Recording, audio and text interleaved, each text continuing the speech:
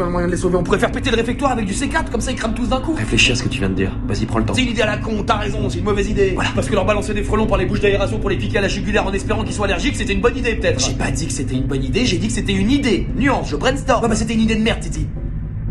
Tu dis rien, toi? Vous avez remarqué comment l'armée du professeur Jean répond instantanément à ses ordres? Ouais, c'est une armée, quoi, qu'est-ce que tu veux dire? Leurs réactions sont quasi instantanées, comme s'ils étaient un prolongement du professeur lui-même, comme s'ils étaient tous qu'une seule et même personne. Qu'est-ce que tu racontes? Leur manière de se déplacer instantanément en synchronisation parfaite, ça vous paraît pas bizarre? Ah, ils ont l'option Oompa Loompa, quoi, mais ça m'a pas... C'est comme si tout ça était contrôlé par un seul et même cerveau, sans compter qu'ils s'appellent le professeur Jean Papa. Tu veux dire que ce sont tous des clones du professeur Jean, enfin, en quelque sorte. Enfin, ça nous avance pas à grand chose, enfin, clone ou pas, qu'est-ce qu'on en a à foutre? Tu comprends pas? Tout ça, c'est qu'un seul et même circuit interconnecté. C'est comme une chaîne, si tu veux, il suffit de détruire un maillon pour que le circuit soit foutu. Le professeur Jean. Exactement, je pense que tout ce que ressent le professeur Jean, ces sbires le ressentent aussi, c'est pour ça qu'il est toujours planqué derrière eux. Donc ça veut dire que si on se débarrasse du professeur, toute son armée implosera?